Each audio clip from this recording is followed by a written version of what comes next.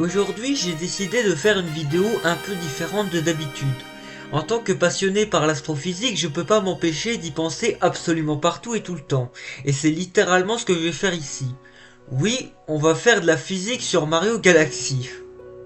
Je vais donc m'attarder sur le moindre détail de ce jeu en mettant un compteur à chaque fois qu'il y a un truc scientifiquement pas logique. Bon, en revanche, je précise, je sais bien que c'est pas un jeu qui se veut réaliste, évidemment, je fais ça uniquement pour le fun. Sur ce, bonne vidéo.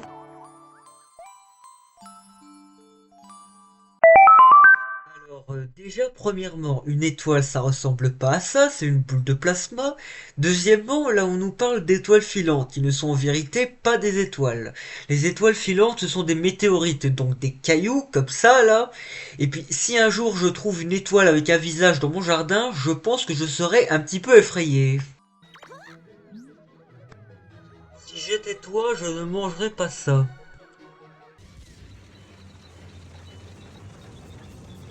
Oh non, Bowser qui débarque.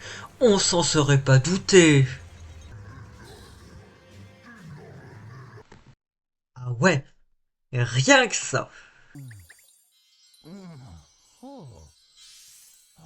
Euh, Question que l'on se pose probablement tous, c'est...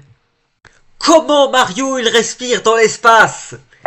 Et puis, pas juste ça, comment il survit simplement à la température, à l'absence de pression, au rayonnement solaire? Ah non, là ça va, vu que je suppose que cet halo bleu autour de la planète, c'est une atmosphère. Mais bon, on l'a vu dans le vide 20 secondes plus tôt, donc je pense pas que ça change quelque chose. Aussi, est-ce que cet astre est en orbite autour de la Terre? Dans ce cas-là, ça en fait un satellite naturel, mais comment un objet aussi petit peut être parfaitement sphérique?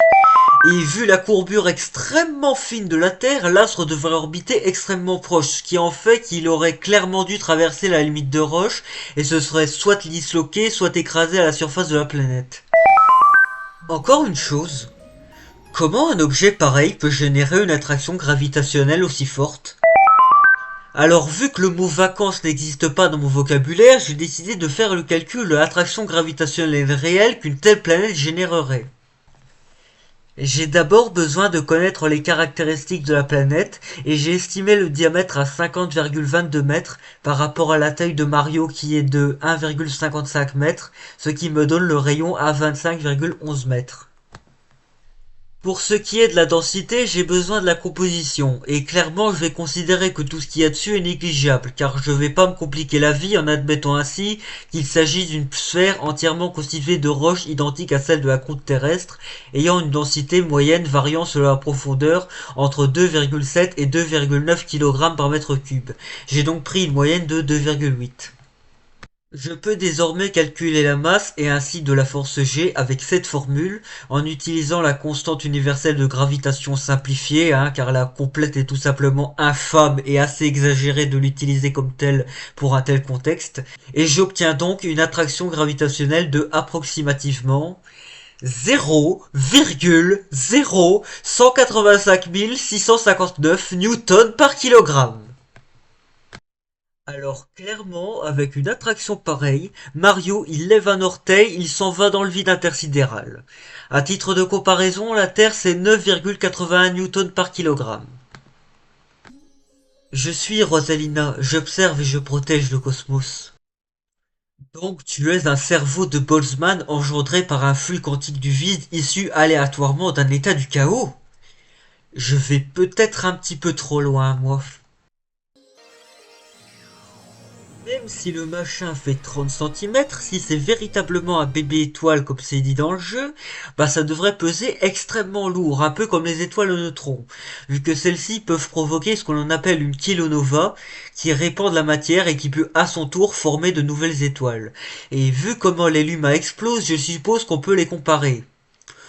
Sauf que si Mario il a littéralement une étoile à neutrons dans son corps, vu la densité absurdement élevée que ça possède, on parle quand même de 1 milliard de tonnes le centimètre cube, bah là je ne pense pas que Mario est censé survivre, ne serait-ce qu'une microseconde, à une masse aussi importante, sachant qu'il meurt en un coup quand il est écrasé par...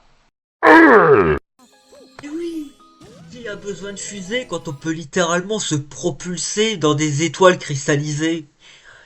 Enfin, réalistiquement, ça me fait penser à la métrique d'Alcubierre. Ça consiste à déformer l'espace-temps devant et derrière l'objet, afin de permettre une accélération théorique même au-delà de la vitesse de la lumière, même si ça demande d'utiliser une masse négative.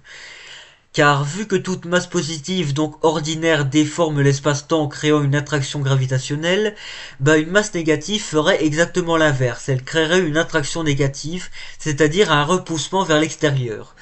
J'en déduis donc que l'étoile cristallisée propulsante est faite de masse négative, qui s'active via l'agitation de la Wiimote. Et oui, c'est donc comme ça que les civilisations extraterrestres hyper avancées font des voyages interstellaires, avec des manettes de Wii. Mais attends, si les Lumas sont des étoiles de neutrons, comment peuvent-ils se transformer en un objet à la fois en masse négative et en masse positive? Ça veut dire que ce sont en vérité des entités qui transcendent leur propre énergie? Une étrangeté cruciale de la cosmologie dans une gélatine flottante? Bah tiens, une sphère de Dyson en version pas chère. Bon, même si en vrai, pouvoir construire une structure capable d'exploiter l'énergie issue de la fusion nucléaire d'une étoile, même sur une microscopie comme celle-ci, ce serait déjà un exploit technologique. Donc respect.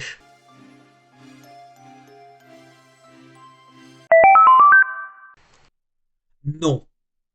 Gravitationnellement, ce vaisseau ne marche pas. Au début, je me demandais comment tout peut tenir en place, mais je suppose que c'est le même fonctionnement que les conceptions de mégastructures, utilisant une étoile neutron comme centre de gravité, tout comme ce qu'on le retrouve au centre du vaisseau. Sauf que dans ce cas-là, la gravité irait en sa direction, et non vers le bas. Ah, et je ne parle même pas de cet écoulé d'eau qui disparaît, sachant que de l'eau en apesanteur, c'est censé ressembler à ça. Donc la comète est en vérité un observatoire. Je sais pas comment on peut faire pour confondre une comète avec un observatoire spatial, car Galilée il est capable d'identifier des lunes autour de Jupiter avec un télescope.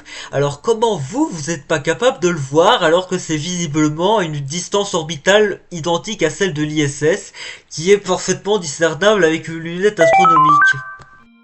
Ce dôme est vraiment magnifique, je pourrais y rester des nuits entières. Cette révélation va être dure à encaisser.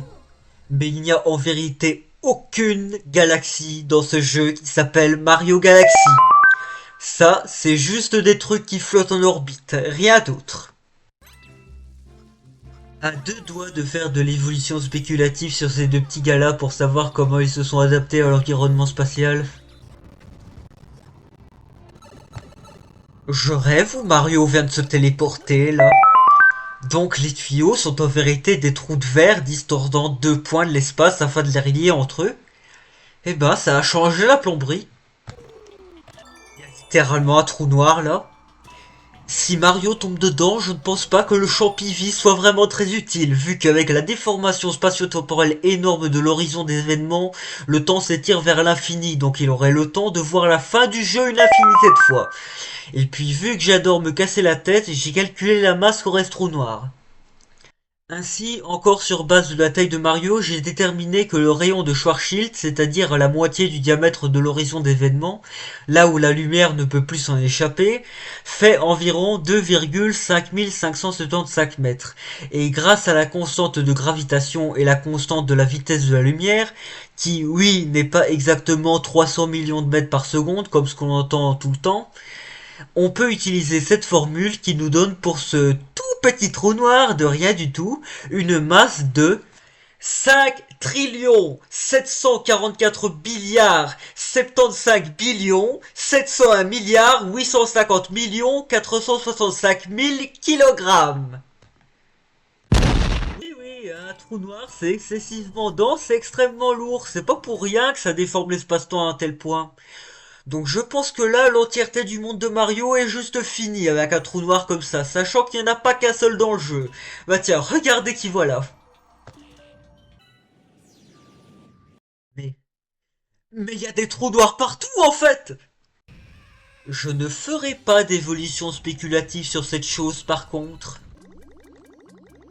J'avais dit au Toad de ne pas manger ça. Apparemment ce Luma n'a pas suivi mon conseil. Vraiment, Newton doit en avoir marre de ce jeu. Comment je justifie un changement de gravité pareil? C'est pas possible, le sol il est fait en graviton là. Les gravitons étant des particules subatomiques hypothétiques de classe bosonique qui seraient responsables de l'interaction gravitationnelle. Mais même comme ça, je ne pense pas que ça marcherait ainsi. En fait, ce jeu n'a strictement rien à faire de la gravité. Bah tiens, qui voilà encore. Mais c'est juste des poulpes. Alors, je retire ce que j'ai dit. Si ton poulpe est capable de survivre dans la lave en fusion, c'est qu'il vient pas de la vie terrestre carbonée. À ce point-là, c'est que sa composition, c'est du dioxyde de silicium, une des potentielles bases chimiques proposées comme alternative au carbone pour le développement de constituants organiques. Elle vient d'où cette atmosphère qui vient d'apparaître? Les abeilles sont des hexapodes, signifiant 6 pattes, ce qu'on appelle plus communément des insectes. Elles sont où ces 2 pattes manquantes? Mario, il va dans l'espace, et la première chose qu'il fait, c'est d'attaquer la faune locale qui ne lui a rien fait. Faites comme si j'étais pas là. On est censé être dans l'espace, pourquoi on est dans une NES là? Y a même un trou noir dans la NES, non mais... Le robot il est tellement grand qu'il génère sa propre attraction gravitationnelle. Créé par Roland Emmerich apparemment aussi, vu comment tout explose.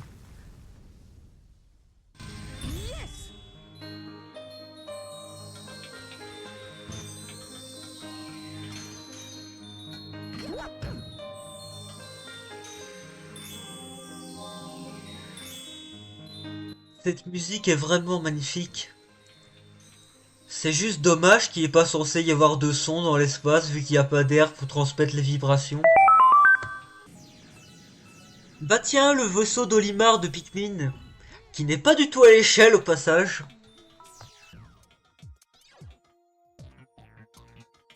Je vous présente le magnétisme version Schrödinger. Les blocs s'attirent mais uniquement quand tu les observes. Tu vas pas me dire qu'avec toutes ces météorites autour, il n'y en a aucune qui s'écrase sur le vaisseau. Après les abeilles à 4 pattes, voici maintenant les araignées à 6 pattes. Non, mais cette bestiole n'a même pas de chélicère. On dirait juste une mouche qui a muté à cause des radiations cosmiques. Voilà ce qui arrive à force d'envoyer plein de satellites en orbite. Même dans l'espace, il y a de la pollution. Et d'ailleurs, tu sais pas le faire, toi? Pourquoi c'est à moi de faire les poubelles? Mais on n'est même plus dans l'espace, là, on est dans la stratosphère. Apparemment, Mario aussi est constitué de dioxyde de silicium, vu comment ça a pas l'air de déranger d'être ici, à 2 mètres de la lave.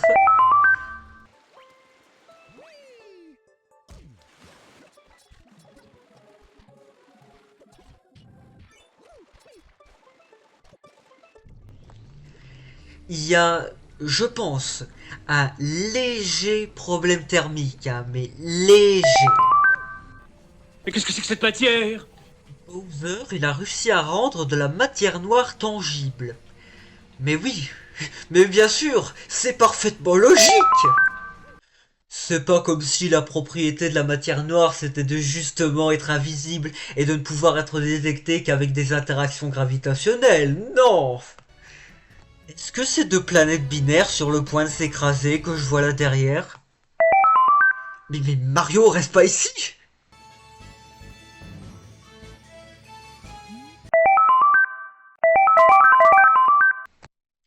Oui, oui, t'as raison de t'étonner.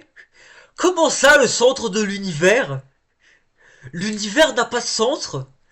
Tu veux aller où, Rosalina? Eh bah tiens, enfin, on a une galaxie dans ce jeu qui s'appelle Super Mario Galaxy.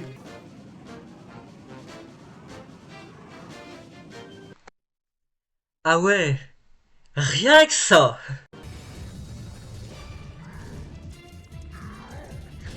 Bowser, il tape tellement fort des pieds que ses atomes entrent en friction avec ceux de la sphère, ce qui crée une onde électrique.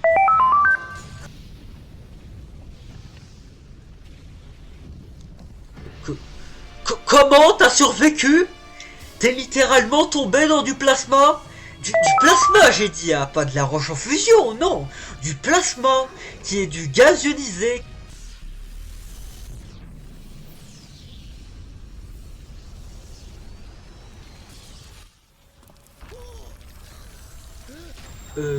Ok.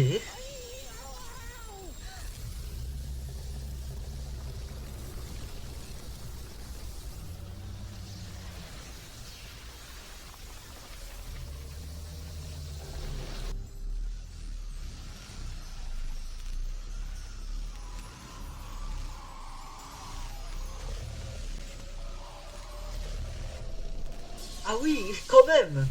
Le jeu se finit sur une supernovae. Après, en vue de tous les trous noirs qu'on a vus partout, ça aurait clairement dû déjà se produire depuis longtemps, ça. Et c'est ainsi que se termine cette vidéo.